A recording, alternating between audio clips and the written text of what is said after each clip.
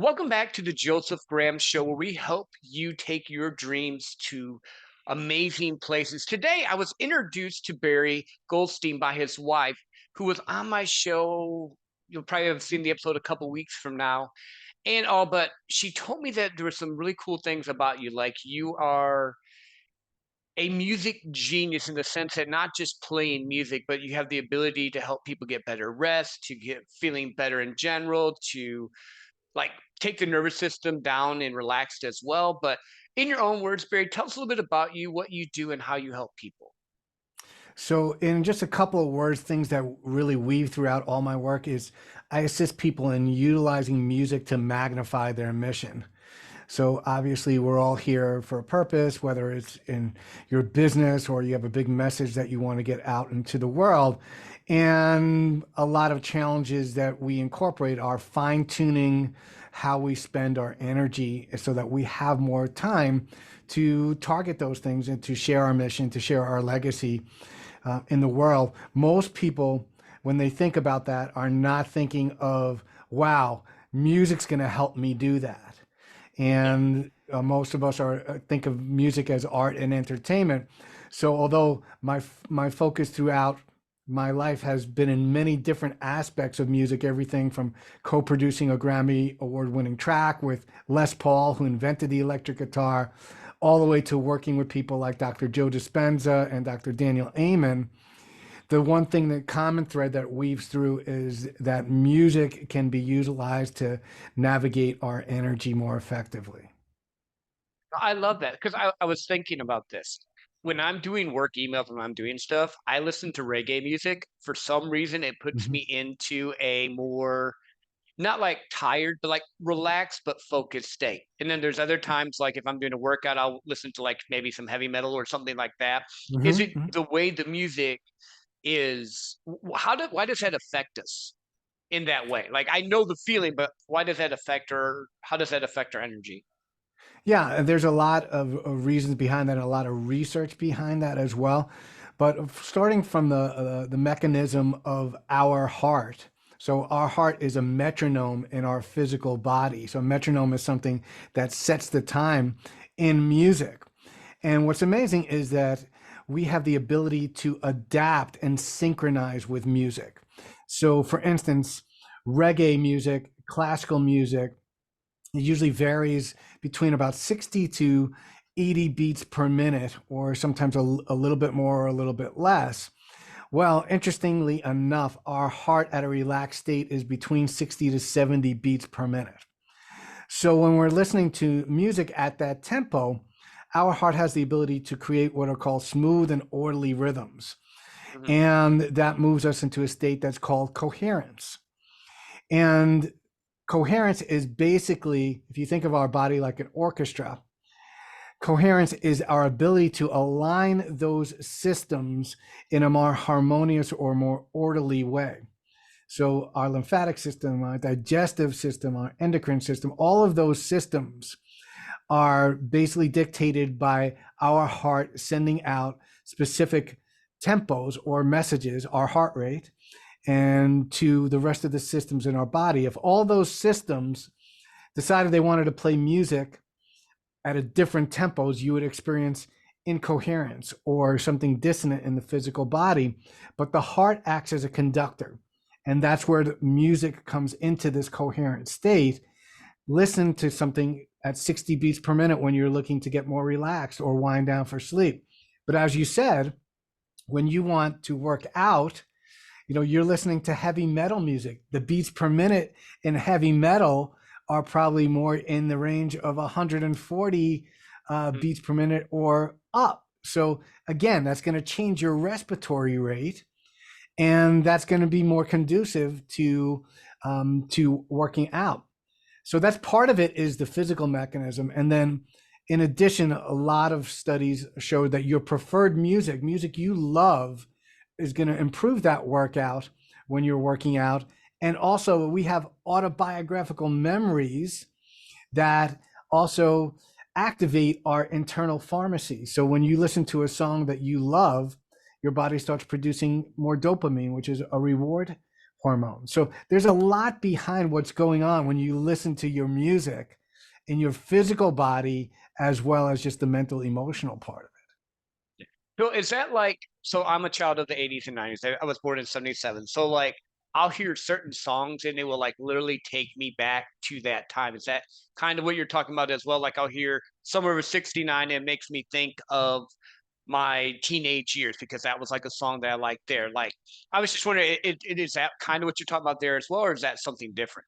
it. Yeah, no, that's exactly what it is. So those songs are ingrained in specific areas of your brain. So even thinking about that song, studies show this, that even thinking about Summer of 69 for you, you will start to produce pleasurable hormones like dopamine, and you'll probably be curtailing your stress hormones like cortisol just from thinking of it. Now, listening to it has an even more effective way of producing the benefits of that. But that's exactly it. And they're using this this understanding even more so now with Alzheimer's patients, Mhm. who basically those memories are programmed based on music. So if you think of music more as a language, this language is creating what's called neuroplasticity. It's creating new pathways for memory to actually be invoked in Alzheimer's patients. Because I can ask someone who has Alzheimer's, hey, Dad, do you remember Christmas in 1985? That was an amazing year, wasn't it? And you won't get a reaction. But if you play White Christmas, which was part Mhm. of 1985, that wonderful Christmas, all of a sudden there's a communication that goes on because the language of music is creating a new neural pathway for that memory to be activated. That's just so interesting. And in some regards, it almost feels like it's a medicine, for lack of better terms, because it's helping Mhm. them get their memories back. But I've also felt like I know if I get overly stressed, if I put certain music on, it will help me relax. And if I need to get into that state. So that's one aspect of it. But you talked about energy as well. So does it change like and you've worked with Dr. Joe Dispenza, so I don't know you understand this stuff pretty well, I'm Mhm. sure. Does that just then change your energy around you, or is it like a I don't want to use the word trick, but a hack you can use to if you're in a certain state, like say maybe stress, worry, over anxiety, that music can help you kind of your nervous system regulate? Yeah, absolutely. And even the terminology that you're using in music as medicine, right? I call these well, my music I call acousticeuticals because it's a low cost, non-invasive way to target those specific states that you're talking about. And yeah, it's a hack. Music's like the oldest biohack that we have. Music's been used for thousands of years, you know. So science is catching up to, you know, what's been used in Chinese medicine. Even the sign for Chinese medicine, part of that symbol is the symbol of music in it. So they got it thousands of years ago that music is a biohack. And even before it was used for art and entertainment, it's used in every culture, you know, as part of ritual and healing, you know, one of the major components of all of those. So yeah, when we know where we are and we begin to create a program with music, Joe, and that's really the trick. Like, yeah, you can listen to Summer of 69 and you might have a powerful experience because it brings back memories for you. But just like anything else, like I compare it to dieting or creating a program for nourishment. Like, you know what foods are good for you, but unless you incorporate it into a consistent program to target whatever state you want, whether it's weight loss, weight gain, muscle, it's not going to create transformation. And that's really the key. How do you want to utilize music in a more transformative way? And that's where it really comes into becoming what I call becoming the DJ of your own life.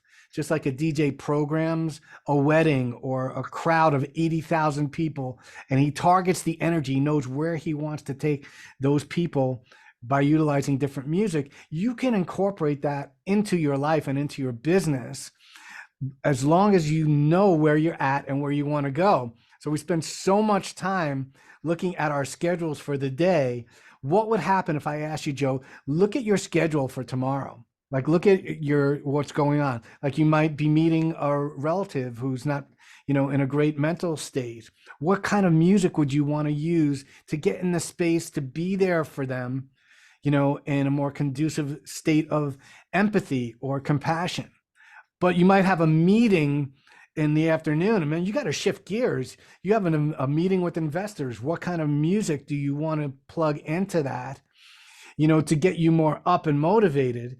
And then at night, you want to move through processing your day and transition your brain waves from high beta firing wiring, and you want to transition moving into a more conducive state for sleep, which is delta. So you have to get from beta to alpha to theta. What kind of music are you going to use for that so that you wake up in a more refreshed state? So just like we look at nourishing ourselves 3 times a day, for those of you who are listening, you want to incorporate this into a program.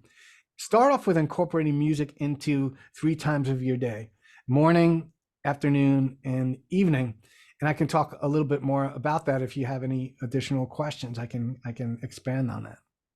Well, because I was thinking about it, I do that partially. So, like I told you, when I'm doing emails and work stuff, I'm listening to reggae. And at night, a lot of times, it might be like I'm really big into the islands. Like I like island music. So, Mhm. but I might listen to like island country music. It's a little bit of a different beat. And I'm just wondering how. So, if say an entrepreneur wants to do that, and you mentioned going into a board meeting or an investor meeting, what type of music would they like with the wave patterns and all, would they be wanting to listen to get into more of a business type of state?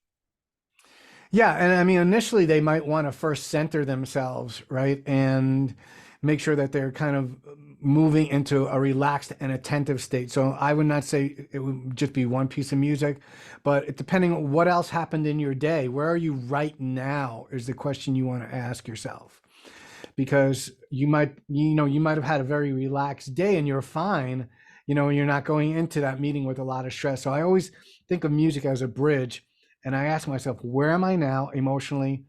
Where do I want to go? And what piece of music will take me there? And that's really the important piece, in terms of what type of music you're going to play. If you feel like you need to calm down first, you're going to want to target your heart at a relaxed state. So listening to music at about 60 beats per minute.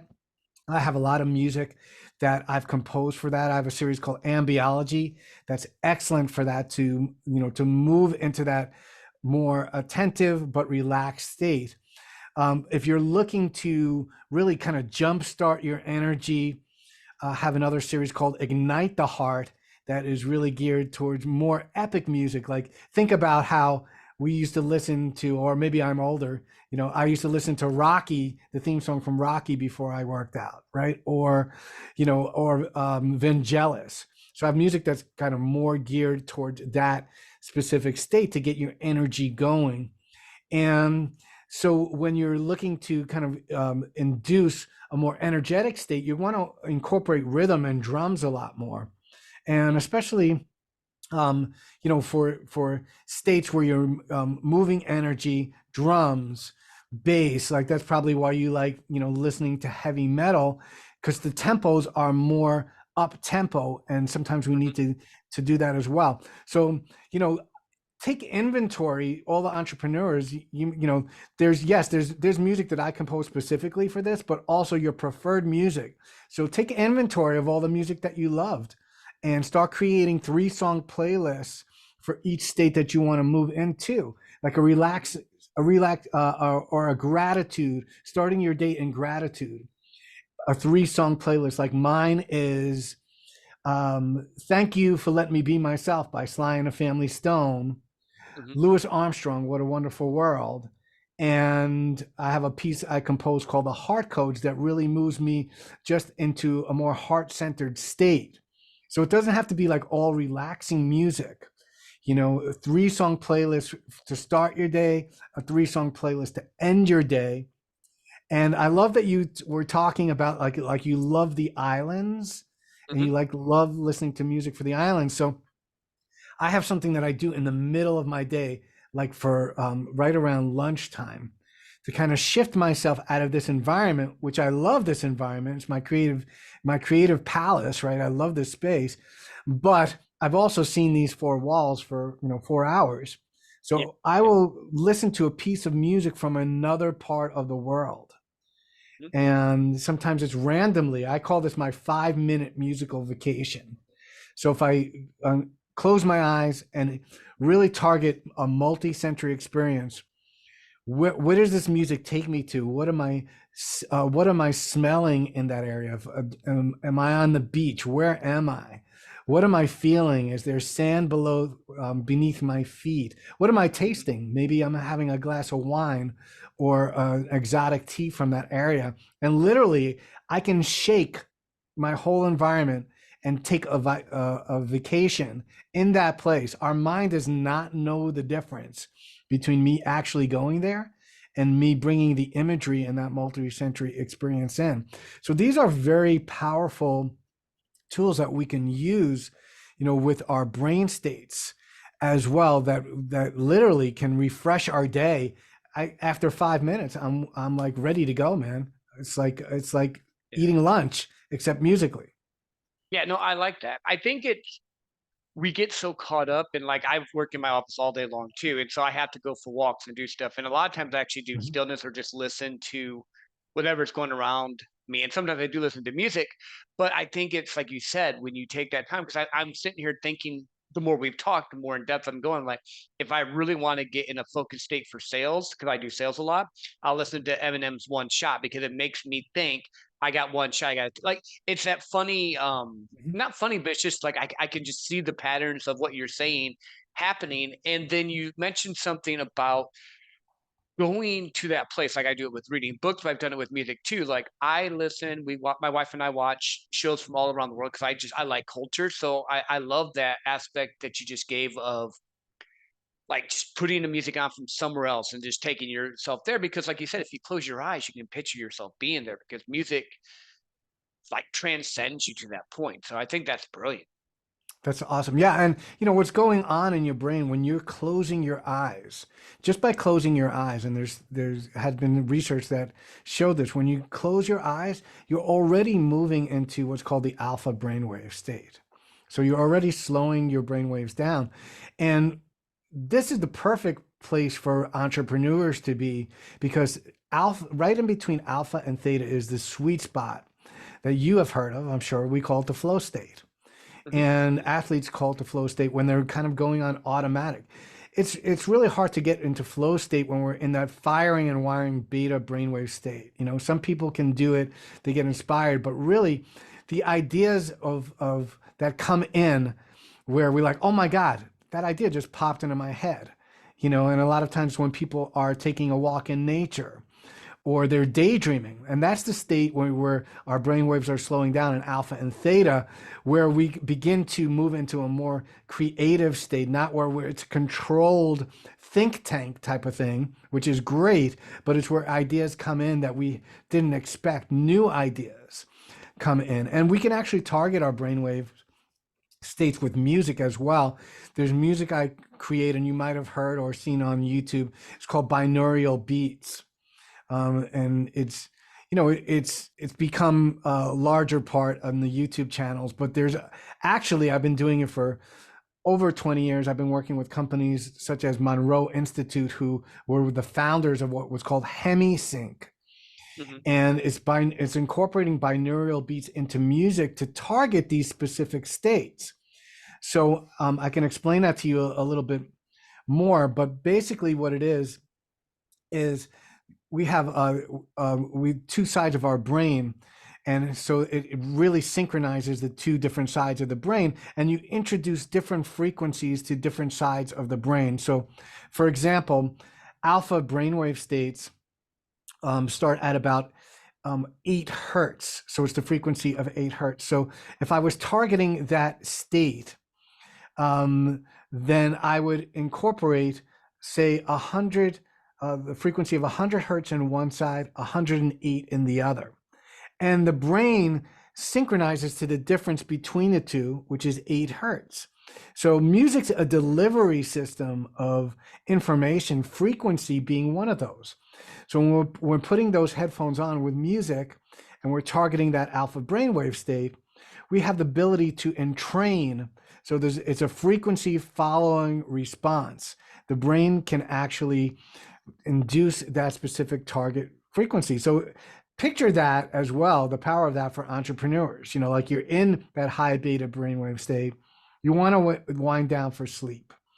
And so you want to do that in a way where you're doing it gradually and elegantly, right? You don't want to just go from beta to delta, and that's what most of us Right. do, right? We're still firing and wiring on our apps, right? And we get to sleep, but then we wake up because we haven't processed our day. We're thinking about all the things we have to do tomorrow, or the things that we didn't work out well for us in our day.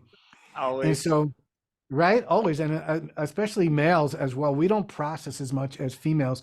Male brains and female brains are also quite different.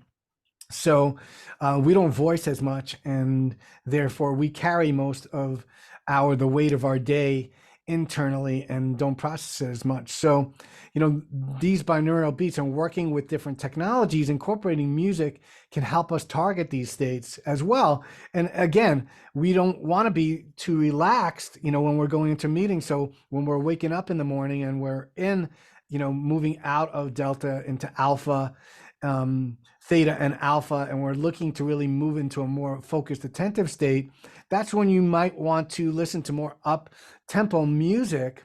If you want to be in that place where out of your daydreaming state, Yeah. like I like to start my day in a creative state. And because when you're moving out of sleep, that's the perfect time to move into flow state. What are new ideas you want to bring in? And brainstorm a little bit, and then move into music that has a little bit more upbeat and tempo as your day is progressing. And then the other way around, as you're winding down, you're kind of like scaling down and moving down slower. So music is like a low cost, non-invasive way to really target these states. A lot of people use medications or pharmaceuticals or nutraceuticals for that, and I'm not saying to go off those, Mhm. but you can use them in combination with music, in a very, very powerful way. No, that makes sense. And I was thinking of a couple things. One, I get most of my creative ideas a lot of times early morning when I wake up. So Mhm. that makes a lot of sense. I'll do a post, I'll do a video or whatever. With a lot of entrepreneurs, they have an ADHD brain. Like Mhm. it's just something there or dyslexia. How does music affect that? Yeah, so music has the ability to put us into those states where we're focusing more effectively. And so for ADHD, it's a little bit different because the brain waves are moving in a different way. So it's always meeting people like where they're at.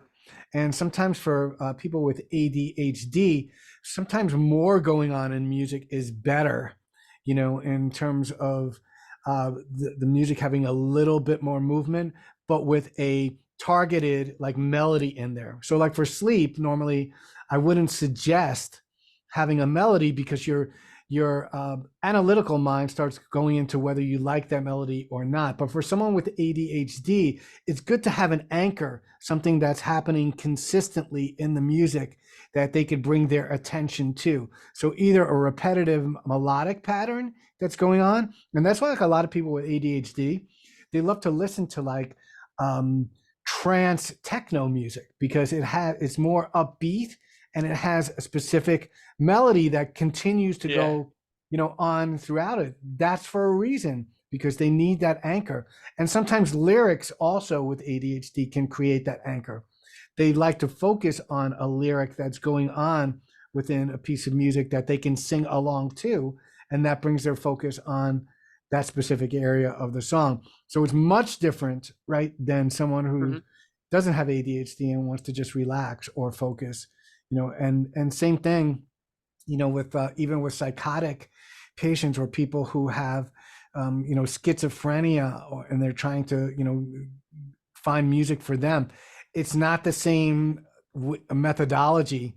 You have to Mhm. meet people where they're at, in terms of you play a relaxing piece of music for someone who is in a psychotic state, you know, is probably not going to calm them down. It might even make them more upset. And the studies show that you have to meet them where they're at. And that's basically finding a piece of music that they like first is going to calm them down.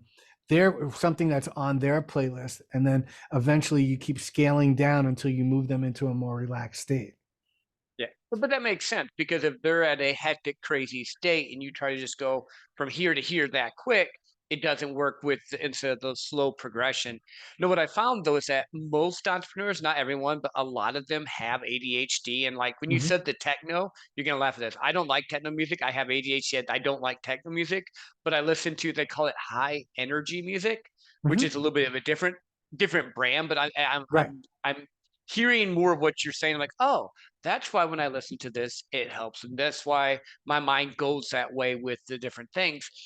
It's it's like anything else. It's so simply, beautifully available that we don't see the impact it can help us That's with right. at times.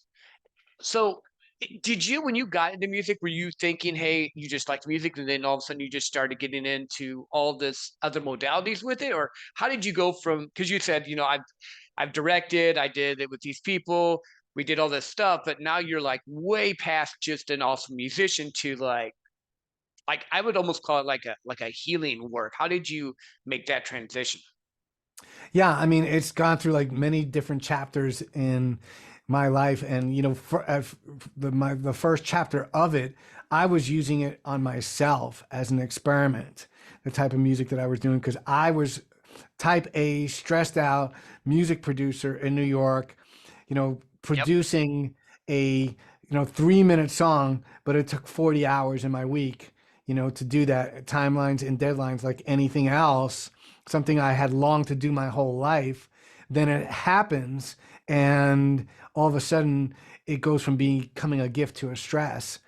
Mhm, And so I really had to look at, like, how can I reconnect with music in the way that I used to love to as a kid. And when I started doing research and saying, ultimately, I want to come back to my heart, I started doing research on the internet, music and the heart. mhm. And that's when I started digging up the research on 60 beats per minute, as an effective way to synchronize the heart. I said, well, if I'm looking to reconnect with my heart, what would happen if I started kind of doing the opposite of what I'm doing? So instead of composing music in a very strategic way and very detailed way, what would happen if I just set my metronome to like 60 beats per minute and not know where I was going with it, just allow the music to kind of free fall and improvise with it? I wonder what effect that would have. And I started taking these hour-long journeys where, I was doing that and moving into a very meditative and relaxed state. And I've started, again, I created about 6 of these pieces that later became my series Ambiology. I started sharing them with people, friends, family, and people who I knew who had challenges that were going on in their lives. When they went to the dentist office, I said, try this. A friend of mine had, his mom had dementia. She was living in Harlem, a very busy area of New York that was very noisy. Try this to help her like mask out the noise and go to sleep at night. And someone whose mom was transitioning in hospice, Mhm. people who were delivering children into the world, and all of the people that I shared the music with were finding benefit. So that led me to do more research and write a book about all of this called The Secret Language of the Heart, Mhm. that really started getting a lot of attention and becoming the go-to manual for people who wanted to use music beyond art and entertainment. That led to a lot of collaborations more in the medical field. And that was the gateway for me as well. And now I'm bringing it kind of back into mainstream. Like, how can we use this as entrepreneurs to target our energy, but not just that, into how can we utilize some of these concepts of targeting emotion and cognitive states in our branding, Mhm. right, and our messaging. So I'm circling back. I've created something that are called sonic signatures, and I have a site called sonic-signatures.com that focuses on how you can use music to magnify your mission in your messaging as well. So we spend, an entrepreneur spent a lot of money on messaging, on Mhm. copy, on logos, right? Yeah. But music's usually the last thing you're thinking about in terms of your platforms, your podcast theme songs, Hmm. your YouTube channels. But if you notice, a lot of the big corporations get it. They understand the power of sonic branding.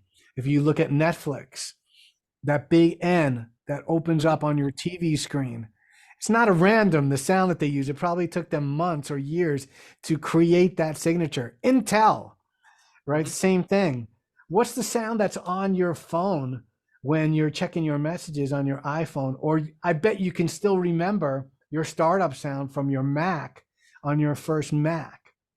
So these are all things that are differentiating brands that most of us in just entrepreneurs or startups are not thinking about, but we should be. Yeah. So that is really my next chapter. How do I take music production, combine it with the cognitive benefits, and make it available to entrepreneurs so that they can make their message more powerful and differentiate themselves as well? No, and it makes sense because, like, even when you're looking at reels, other stuff, it's always like put music to it. Like Instagram, Facebook, all of them are trying to do that. And I think we just, like you said, when I did my first podcast, because I've changed the ones I'm actually working on a new intro, outro for the Joseph Graham show compared to the 150K, because there's a little bit of a different branding Hmm. there. But when I Absolutely. first did it, I literally had my buddy record the voice thing, and then I'm like, oh, I'm just gonna pick a music and whatever sounded good to me, I went with. But I think when you're intentional, it makes sense because yeah, I watched Netflix last night or the night before, and the end comes up and it has that weird random sound. Um, so I have a couple interesting things. So Sure. I've done breath work before, and the Hmm. music with that has done it. It was explain to me how that music works. So I've done it. I'm a novice when it comes to that type of thing. Like I've done breath like 2 or 3 times, but like when I did it, it felt like I was transformed to a completely different place, and I was like gone, not in a weird way, but just like gone until someone started doing like the bells. And then like when the bells came, it brought me back. Why does music affect you that way? I understand part of it's the breath as well, but Hmm. the music plays a big role in that, at least in my opinion. Yeah, and again, so there are different types of breath work, and for different types of breath work, you use different types of music. So again, like I'm not going to use the same music for box breathing, which is, basically it's, the simplest way to explain it, for in, hold, for exhale, for hold, for, right? So for that, I'm going to have something really simple that's going to help you keep the timing of that, Mhm. right? For that, so that you can keep track of your breaths. Dr. Joe Dispenza, for instance, I compose a lot of music for his breath work is much different because he wants to induce what's called Kundalini type energy, where you're actually you're moving your breath in a way that it is moving cerebral spinal fluid, okay, Mhm. and moving towards uh, activating your pineal gland. So if you think about that, that's going to have to be something that's going to supply a lot of energy. You have to squeeze down Mhm. on the lower part of your body. And literally, it's kind of like a tube of toothpaste. You're squeezing that energy up, right, to move cerebral spinal fluid to the area of the brain that you're looking to make contact with. So his is very impactful, like big drums, right, Mhm. and moving that energy, and it's a lot different. James Nestor talks about a breathing process that is called 5.5 breathing for coherence. So for that, I created music that literally you're breathing in for 5.5 seconds and you're breathing out for 5.5 seconds. So you don't have to keep track of it. I did the math of how many beats to do that in, and we're targeting that state. So you're moving exactly there. So this is kind of where music and technology and science kind of meld together, and if you're really looking to target those states, that's why I'm creating customized, or I call it designer music, specifically for those types of breathing. So just like medicine, the most powerful medicine you're going to have is individualized medicine. It's not a one size fit all for all types of breathing. And so, a long way around answer is that there's going to be different types of music for different types of breathing. And yeah, if you that would be where you kind of look me up and look more into my work and what types of music I'm using for those different types of breathing. Yeah, no, and what we'll do is in a few moments let people know where you're at. So and I'm a little bit more curious about this now. So the one I did was like a big belly breath, then a chest breath, and then like a huh. And they said something about getting the frontal part of your brain that like kind of blocks stuff to like relax. And I'm probably saying it in really layman's terms. There's probably a lot more scientific way to do it. But it was just, like, very much and maybe it's more like Joe Dispenza's thing where it gets you into that state where you can release things and change, but Hmm. I love that you said it this way. It's not a one size fits all. You had to find out what you need at that time and build, you know, a system around that. Actually, where can people find you at? We're not done, but this they're probably, like, going, "Tell us where we can find it." Yeah, I mean, the best site for entrepreneurs is going to be Sonic, Sonic dash signatures.com. And that will give you more background of how I'm working to help brand. And then, also barrygoldsteinmusic.com is my just regular website. Well, you can get a little bit more background information on me. And yeah, you can find me, my music, pretty much everywhere. And just look me up on Instagram, on Facebook, on YouTube, on Spotify, all of those places to experience more of the music part. Yeah. No, we definitely will, and if I remember right, you've won a Grammy, correct? So I co-produced a track with Les Paul called 69 Freedom Special that won for Best Rock Instrumental and won the Grammy in 2005. So yeah, quite different from the this type of music that we're talking about, which is more medicinal. But I'll be honest with you, Joe, like every type of music that I've done, I've incorporated in some way. So I like to draw from all the experiences that I've had access to and create a melting pot so I can plug in all of these tools to help people in different ways. No, and I love that because we all start out and we have an idea. Like you start out in music, and then all of a sudden now it's turned into helping people in ways that probably when you first started you didn't think about. So That's I right. think that's good. It's the entrepreneurial journey.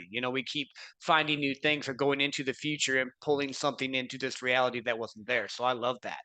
Oh yeah, and I'm an entrepreneur too. I have many different lanes in my business and I constantly have new ideas. I have music for pets, a relaxation series for pets. I have children's series. I'm licensing music and developing IP. I'm working with apps, right? Just like entrepreneur, Mhm. in that sense, most people don't think of music as a business, but there's many different platforms and layers of my business of music and how I share it in the world. So I need tools as well, to reel me in when I'm going too far out on a limb and I just need to focus on one lane.